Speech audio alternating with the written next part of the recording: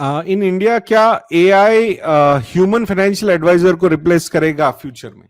बिल्कुल कर सकता है, क्यों नहीं कर सकता। एआई एडवाइजर ह्यूमन एडवाइजर को रिप्लेस करेगा, फिर ह्यूमन एडवाइजर एआई को रिप्लेस करेगा, फिर एआई एडवाइजर ह्यूमन को रिप्लेस करेगा। ये साइकिल चलती रहेगी, बिकॉज ह्यूमन बिहेवियर को कोई नहीं रिप्लेस करने वाला है। तो ह्यूमन बिहेवियर जो है ना, ये अलग अलग टाइम पे अलग अलग तरीके से रिएक्शन देता रहेगा। And it is not only कि भाई हम कहीं आप लोगों को ताना मार रहे हैं, this applies to us also. So ये ह्यूमन बिहेवियर का खेल है। तो human behaviour will keep on changing his और हर एडवाइजर। ओके, कभी वो बोलेगा मैं एआई के साथ जाऊंगा, कभी वो बोलेगा मैं ह्यूमन एडवाइजर के साथ जाऊंगा। तो ये सिलसिला जो है चलता रहेगा। तो जैसे पहले बहुत सारे एडवाइजर थे, तो उसमें से वो चेंजेस होते थे। अब एआई भी एक एडवाइजर बन गया है, डिफरेंट एआई एडवाइजर्स आएंगे, उनके रूप आएंगे, उस हिसाब से ये चलता रहेगा। ये सिलसिला रुकने नहीं वाला है।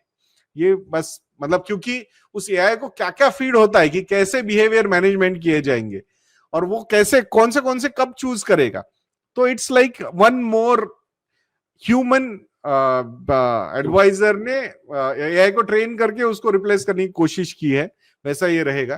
तो but will it disrupt? Definitely it will disrupt, but it will get disrupted also again. और दूसरा यही है, मतलब मुझे भी यही लगता है कि बिकॉज ऑफ सो मेनी अब एआई टूल्स एंड एवरीथिंग, तो वो थोड़ा सा एक क्राउडेड मार्केट भी ये होने वाला है गाइस, राइट। तो आई थिंक वो मतलब डॉक्टर वाला हिसाब है ना कि आपको वो रिफ्रेश करा तो दूसरी दवाई बता दी उसने एआई ने, अब फिर से रिफ्रेश किया तो कह रहा नहीं अब ये भी ले सकते हो आप, तो ये रिफ्रेश किया तो ये भी ले सकते हो।